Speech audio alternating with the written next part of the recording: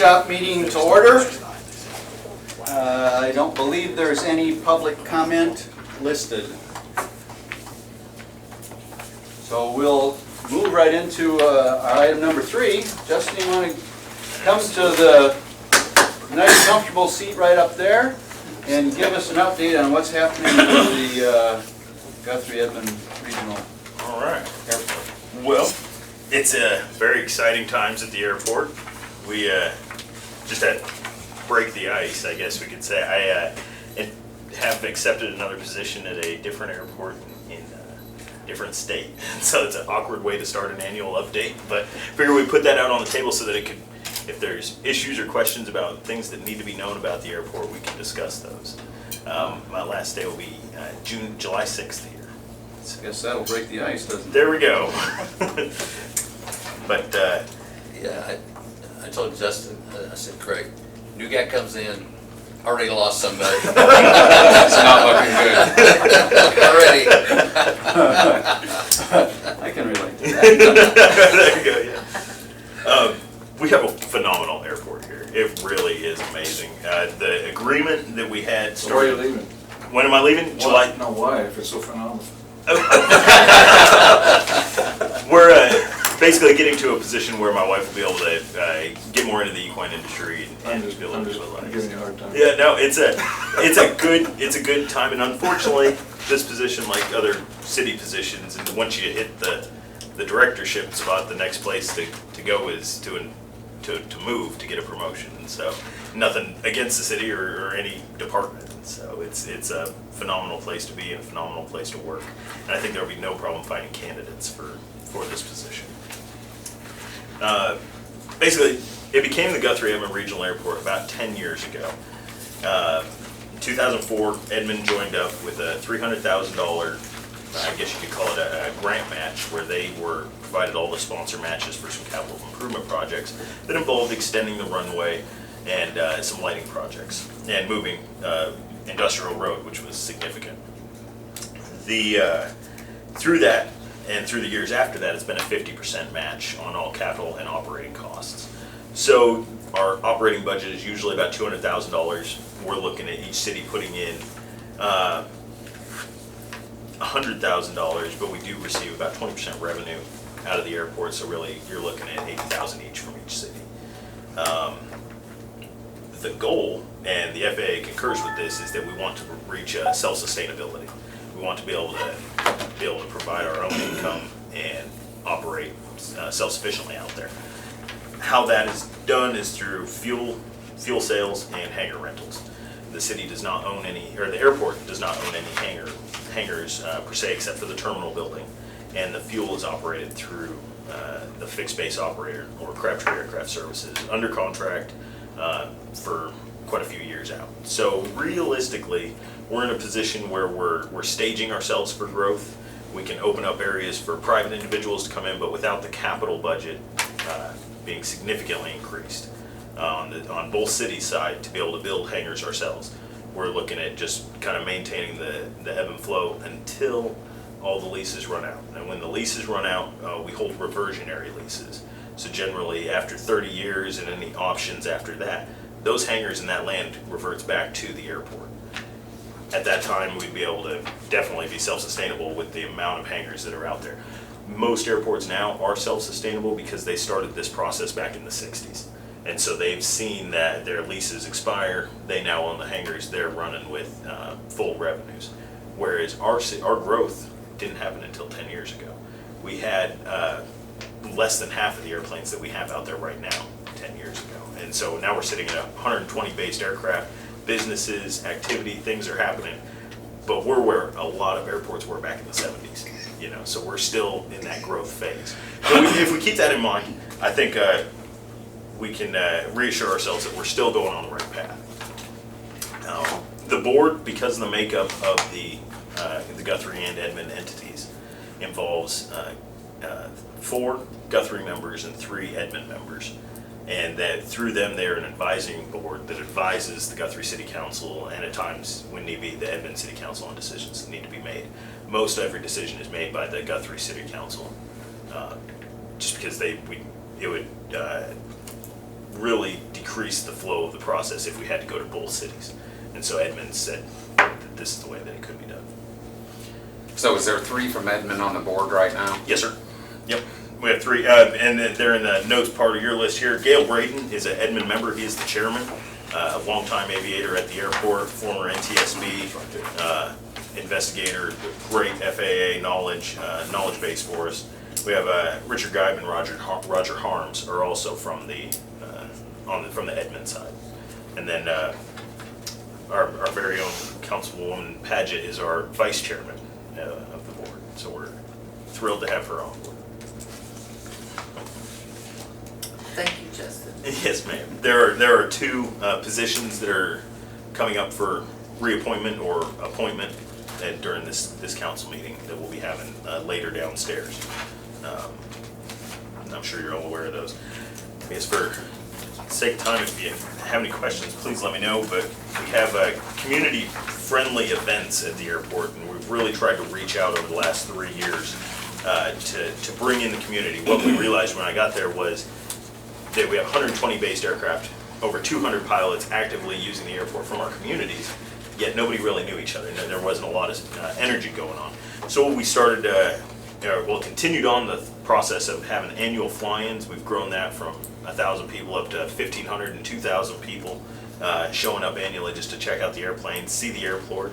We've added an additional flight school to the airport and started a unique program with Santa fly-ins for the kids, and that has brought out over 500 kids every year, and it's just been a phenomenal event to give back to the community. Everything's free, and the local business sponsors have been really supportive of the event. Our next annual flying will be September 26th. The Guthrie Edmond Aviation Association is a group of local pilots who've started to band together and really put these events on. They're the ones who are setting up for all these events, and so that'll be won't be affected by my leave or the entrance of a new manager. There's already a group of people who are actively getting that set up. And then the Santa flying usually gets set, a couple months in advance of that. So our airport serves unique roles, and in those roles we've been able to help with the Logan County fires that we had. We've been able to operate life flights and emergency flights in and out, work with news agencies and helicopters. I'm sure you've seen when the weather rolls in, so do the helicopters, and they need fuel to stay in the air, so we get a lot of their traffic as well. We've had unique single-engine air tankers come in for the Logan County fires, and they operated in and out of the area, crop dusters, all sorts of different type of agriculture equipment coming in and out. And there's also some pictures, I guess on the next slide here, unique aircraft that have used the airport, bring our economic development up in the community. I guess the top left picture there is a aircraft from Canada that came in, and it was just out touring America and stopped in Guthrie to check out what we had going on here. And they went downtown, saw the Victorian areas, and just absolutely loved it. That's a unique opportunity that we were able to grasp because we have an airport. The top right picture is a group of businessmen from Dallas who came up to build, we're working on the stages of the Edmond Health Center and health complexes down there. They came in multiple times throughout last year, and without the airport, they wouldn't have been able to jump in and out, leave work, be here in 30 minutes, head back down and be home in time for supper, just to have a 2-hour meeting. So this is a great, unique place that we have. The helicopter that came in, that's representing one of many different types of helicopters that we receive doing heavy lifting operations with the oil and gas, sustainable energy with windmills and all sorts of other capital type projects going on in the areas. These are transient aircraft that we see using the area to build the economy around us. And then lastly, we have the bottom right picture. That's a Sidco Edge 540. Red Bull aircraft, the Red Bull air races that happen all over the world, 80% of their aircraft are built here in Guthrie at the Guthrie Edmond Regional Airport. Really? Yeah, and it just blows everybody away. That's a significant thing. So if you ever get a complaint of you hear an aircraft just doing crazy maneuvers and tricks up there, that they're testing out the next racer that could be the champion of the Red Bull air races. So it's something to be proud of, and yet not a lot of people know about it. Other businesses that we have on there, just to name a few, with the new flight school, we have Blue Skies Flight Academy, there are flight training, Crabtree Aircraft Services, Spirit Wing, Guardian Aerial Patrol, and the Civil Air Patrol are also rebuilding an A-26. The projects that we're working on at the airport, in 2013, we were able to purchase snow equipment through a 90% grant with the FAA. And that snow equipment is also being able to be used for mowing at the airport, because we've purchased implements to be on the rear of the aircraft, or the rear of the tractor, and take care of mowing. But the snow removal capabilities have allowed us to keep the airport open continuously throughout our winter events. This is very important for the pipeline patrol company, as they operate every day, flying the same lines every day. And business aircraft, you know, whether it's John Vance needing to get in his aircraft and go out to a different location, or Spirit Wing testing out an aircraft, we're able to allow them to use the aircraft uninhibited with the use of this equipment, which we paid 10% on. So a dime of our tax dollars went to pay for that, so it's significant. And then self-service credit card fuel machine. We've added this to our fuel tanks. And what it allows pilots to do is land after hours, fill up with gas, just like you would at any other gas station, take off and keep going on. We've seen a great increase in traffic due to this. I myself, as a pilot, don't generally plan to airports that do not have this, just because if you happen to land 10 minutes after the FBO is closed, you're done. You stay the night then. Or if the line guy is unable to be able to get to your aircraft quickly, you may be sitting on the ground for an hour or two. So that planes are able to pull up, fuel up, and continue on, and we're able to see the economic benefit from that. Let's see, other current projects that we have, or recent and current projects. We've just finished a $1.4 million project with PAPI rewiring, which are precision approach path indicators, a Northwest Development growth project, as well as reconstructing Taxiway Charlie, which is one of our oldest taxiways out there. It was an asphalt taxiway that has been converted over to concrete, which will last a lot longer. This project did have a couple hiccups along the way. We had to go into the surety process with the initial contractor, and a secondary contractor came in and made right all the issues that we had, and we're finally able to close a project that started in 2012. It was a 6-month project that lasted 3 years, but it happens, and we're fortunate that we came out pretty well in the end. You know, we didn't get hurt too bad. We did do a water and sewer project for a commercial development area. This opened up 9 large commercial hangar areas. And commercial, not necessarily meaning United or Delta, but just business type hangars, large being 100 by 80 or 75 by 75 type hangars. We filled one of those spots with Guardian Aerial Patrol. They moved out there to operate their pipeline patrol company, and we're in talks with 2 to 3 other individuals and companies to build in those areas. We took a loan through the Edmond Economic Development Authority for $168,000 to put the utilities in place out there, and that loan is paid back solely from the revenues of those 9 hangars. So we're able to sit in a safe spot. They're guaranteed their revenue as we grow, and so we're trying to market those, get those leased, so that we can be able to continue to pay back that loan. Projects that we're underway right now, we have omnidirectional approach lighting going in. That'll start about the 8th of July. They'll begin to put those in. Those will be on the north end of the runway. There's 5 lights that flash in towards the end of the runway, and it's just a visual guidance for pilots.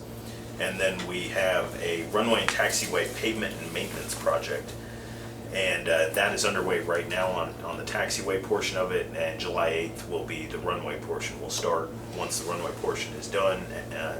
There'll be a 30-day closure of the runway, which is significant, but needs to happen. Yeah. It's significant, it will happen, and then It wasn't lost on me. and after the 30 days, they'll go back to the taxiway work.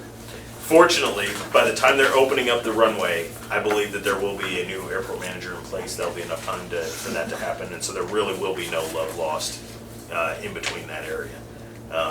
We do have a part-time individual that's an annual part-time, and then a seasonal part-time, and a volunteer at the airport working right now. And their job during this transition time is gonna be to maintain the airport, keep it running, and keep it mowed, keep it presentable, and safe. And anything else will be coordinated through other department heads and however that is gonna work. But we do have 3 individuals who will be maintaining the airport. Well, the planes that are out there now, will they go somewhere else? Many will, many will, some just decided they're not gonna fly for that month. And so they're just gonna leave them in the hangar. Yeah, and so, but those who do need to use their aircraft will be moving them to other airports. Yeah, and we've been giving them notice since September that this is coming, yeah. Because we don't wanna leave anybody high and dry by any means, so. Those 2 projects, the lighting and the runway, or the pavement maintenance, is coming from a state grant. It's gonna equate to about $1.3 million, and it's a 95% match. So we're paying a nickel on every dollar. So, and mind you, that nickel is split with Edmond. So we're paying 2.5 cents on the dollar for what we're doing. So airports are very fortunate to have funding that comes from federal use fuel taxes off of airplanes and ticket taxes, and I mean, it just goes all the way through. So how many hangars do we have? We have 16 units, is that correct? No, that Available? 16 unit is, it's ground space to Okay. be able to put it. The airport owns no hangars except the terminal building, Okay. which for the amount of land lease that we receive from the entire hangar area for just renting the land, we can make nearly the equivalent if we had 1 10-unit T hangar. And so that would be the benefit, but there is significant upfront capital. A T hangar, I think, when the last time they priced it out, was about $500,000. And so, So we're paying this loan back just through land lease? through the land lease, through those 9 hangars, yes, sir. And the leases that you talked about that would transfer back to ownership, Yes, sir. generally are those 30-year leases? Or do they vary? There are a couple variances, but for the majority, and I'm talking the majority, 99% are 30-year lease plus 2 5-year options to extend. 40? So you're looking at 40 years. Or 10 into it? Or 10 to 15, depending on when they signed up. Yeah. There's a couple that date back to 1997, so we may be getting close to 20 on some of them. But you're still looking 22 years out. Sure. You know. All right. Just kind of a quick diagram of where the projects are at. The blue lines and red lines, as can be seen up here on for the arrows. The red projects are current projects that we're doing with the pavement and maintenance of the runways, and then fixing the taxiway. You can see on our parallel taxiway, as well as approach lighting off the north end. Our hangar development area, you can see the gray shaded type hangars. Those are the ones, the future hangars and hangars for development. Like the darker ones are the ones we currently have.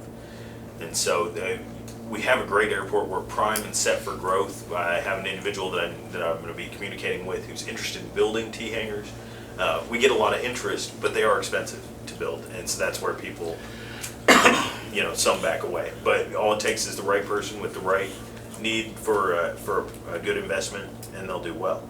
We have the most recent 10-unit T hangar that was built. They were full before they broke ground, and so I get phone calls 2 to 3 times a week asking for hangars to rent, and we're not the only airport getting those. That's statewide. Yeah.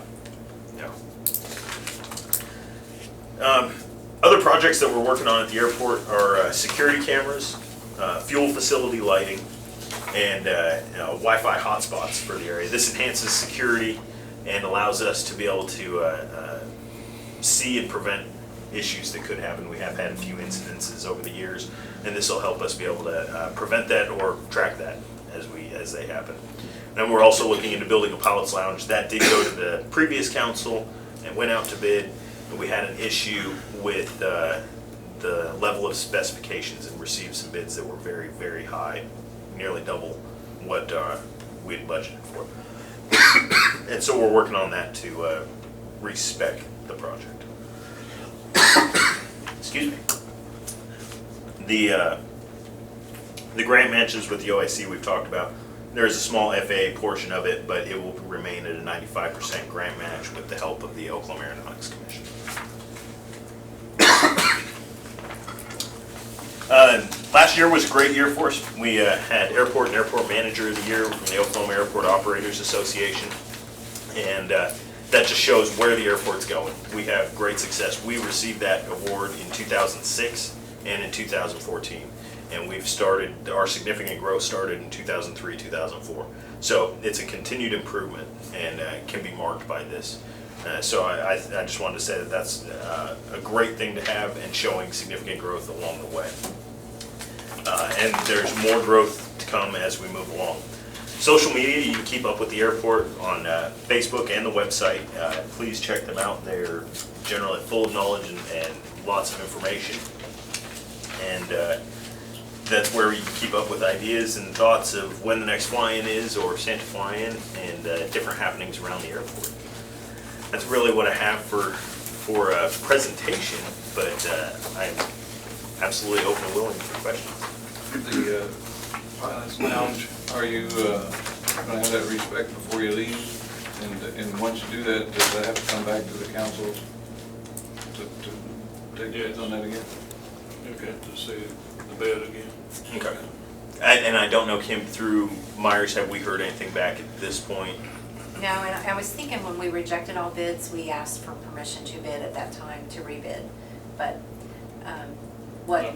Yeah, I mean, it has to be bid and you'll have opportunity to see the Yeah. bid and accept it. So we're going to But do we've it. already approved the. I think that was part of the motion, was that Yeah. the council asked it to be rebid. Is that for the Pilot's Pilot's Lounge. Lounge? Yeah, I think the previous council asked for it to be rebid. I can go look at that again. You did, yeah, yeah. How worried are you about this 30-day closure becoming a significant closure? I'm not. There's $1,000 a day penalty for every day that they go over, so I'm not worried about that. The contractor was informed that it will be 30 days, and whether we're opening up for at least partial hours or something, there will be openings for people to get in and out, because it's a significant closure, and we do have businesses that are affected, and we want to make sure that we work with them as well as all the other tenants at the airport. Keeps running, we'll never get it done. I hate to say that, but.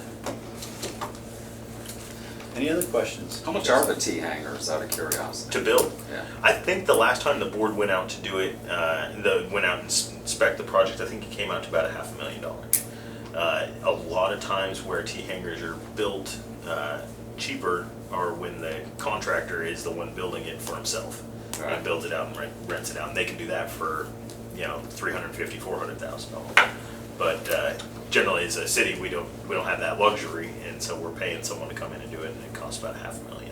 And how much revenue could you get out of a T hanger? T hanger, I would have to do the math. I think the last time I looked at it, it was somewhere around 30 to 35,000 a year.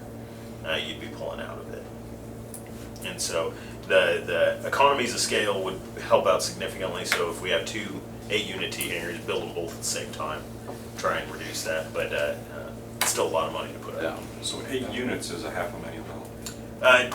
10 units, I believe, is what it came out to be. 10 Yeah, unit is 10 about units, half. about $500,000. So you're looking at a 10-year plus 12-year payback. Yeah, I think that it came out to about 12. Yeah.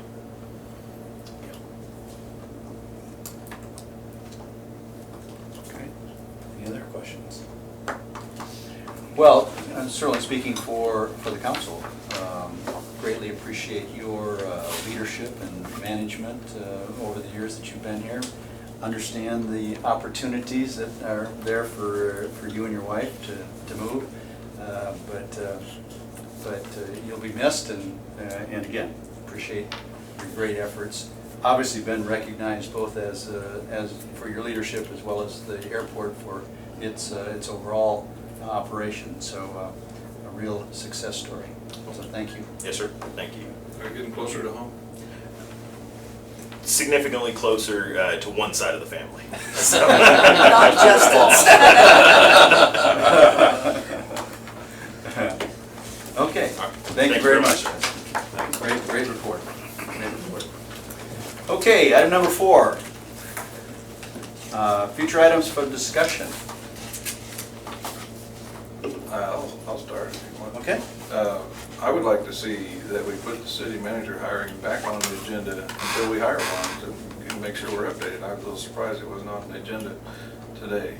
We need to keep that on there so we can get updates on what's going on. Okay.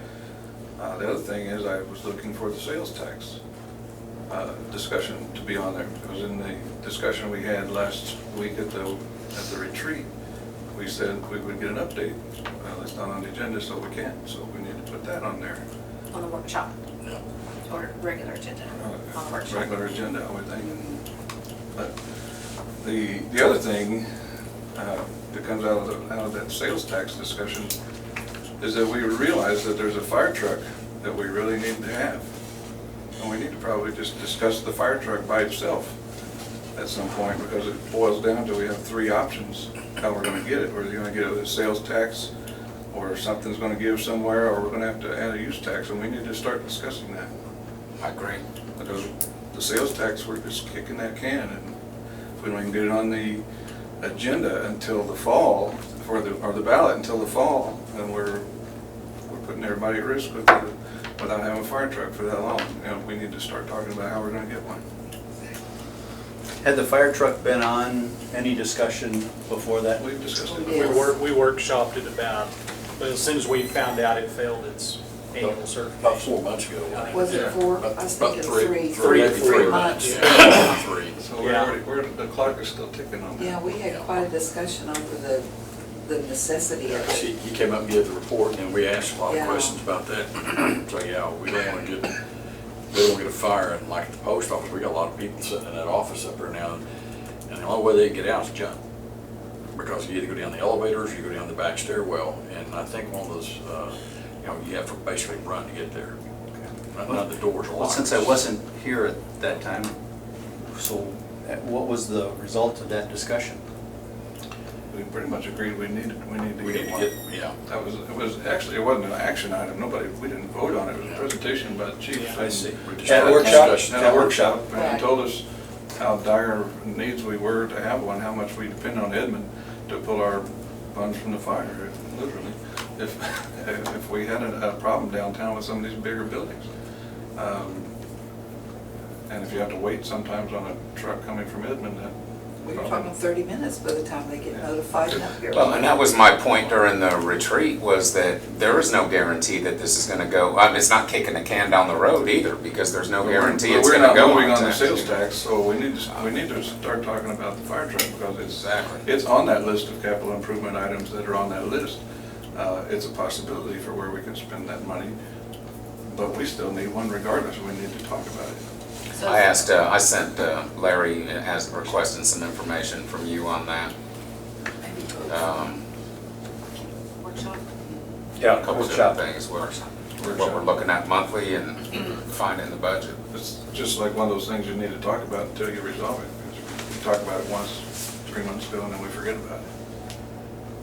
And someone brings it up again 3 months later, and then we talk about it, and we go 3 more months. We need to start putting these things on the agenda until we resolve it. We need to put a finance plan together and just get it, is what we need to do, and that's what I had an email conversation with Larry Well, that's about. what I'm saying, we need to put it on the agenda to do it, we can't do it here. Right. No, right, we need to get it back where we can discuss it.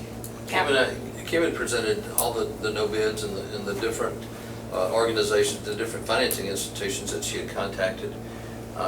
One of those I dealt with in a previous employer and was very successful, so I was going to reach out to her and see why they did not present a bid. So we'll see, because obviously if they would finance a smaller town, similar financial difficulties, surely they would do something the size of Guthrie. So we'll just see what their situation was and why they did not go bid.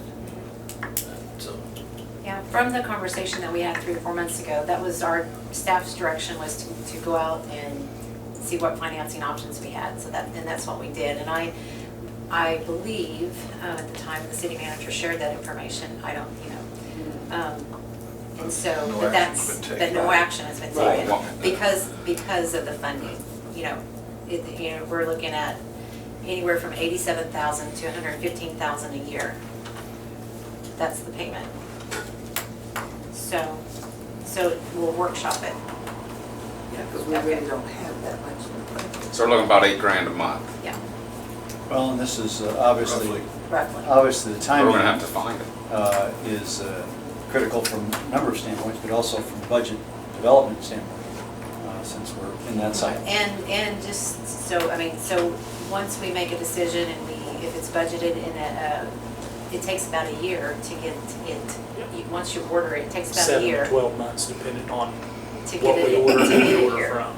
So it's not gonna be here, in 3 months. We can't run down to John Vance. Give me that Grab truck. one Yeah. off the line. I'll take that. Does he still have the old hook and ladder? Off the rack. Well, then I agree. I mean, I think it needs to go sooner than later, and that's why That's what we used to I let all the posed the kids question I ride did to on. Larry, because he's obviously gonna be entrenched in the front end of this budget, if not the whole thing, if we don't get someone hired.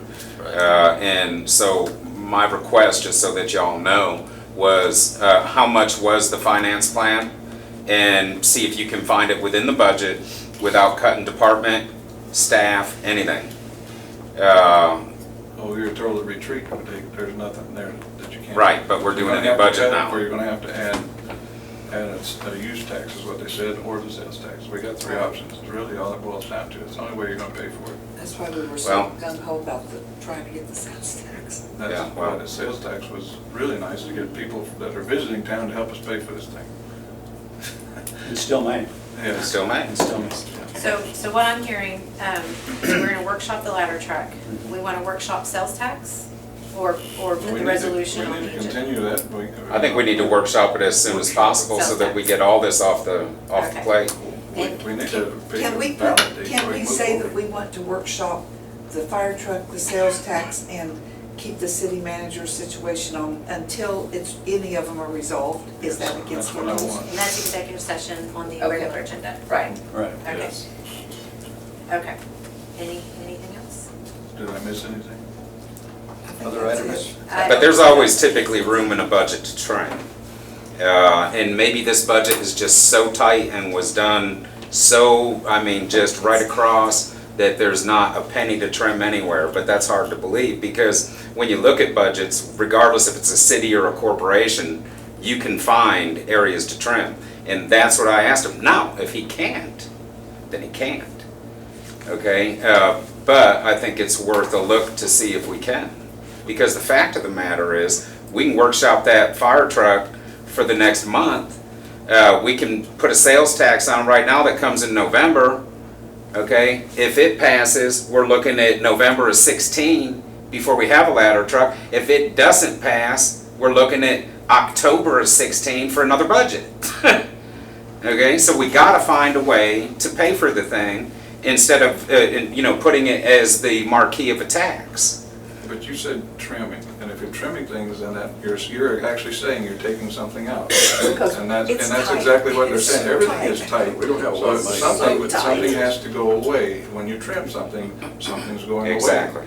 And that's what we're saying, you're either gonna trim things out, and someone's gonna probably hurt because of that, or you're gonna pay for it with a use fee, or you're gonna pay for it with a sales tax. That's really ultimately the only ways you're gonna do it. I guess we'll see. Okay. So some of the other things at the retreat that we talked about, but we need to probably still workshop, is the Excelsior building and the other facilities, because the last time we had a workshop, our recommendation was to sell the Excelsior building, tear down the Blue House. And so we just need direction, we need an answer, I guess, direction from this council to tell us that's what you want to do. I would like to have a workshop on Excelsior, Okay. get this group in, and let's make a decision one way or the other on it. Okay, That's the group that you had talked to. Correct. Supposedly, they're almost to their 501c3. They've got all these other groups, and including Logan County Economic Development and some others, as well as some personal or some individual business people in town that want to assist funding. Well, I want to see it. And if they can, they can. If they can't, they can't. You could trade it for a fire truck. Trade it for a fire truck. It's perfect. We'll take a ladder truck. That'd be a done deal. Okay, what other follow-up items do we have from the retreat? signage/entryways, I have it down as a workshop item.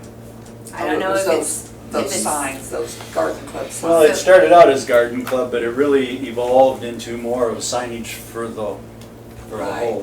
Signage And and beautification of our I've kinda driven entryways, around I and think. looked Yeah, at I mean, I don't know how Sun pressing Garden it is, Club. but it, I'll and tell you then, what's gonna happen right now, it's gonna be trimmed so that we can, Get a fire truck. It's gonna be trimmed. We're gonna trim that ahead of time.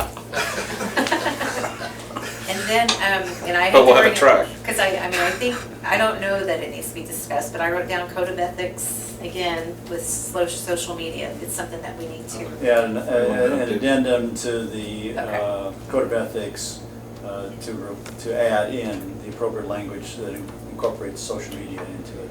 Okay, and that could be something that staff can do. and John wanted clarity on 13, on item 13. And number In one 13. word or something like Yeah, that. He's missing something that he doesn't Yeah. understand, he Use needs of- something that Use tells of the him. official title.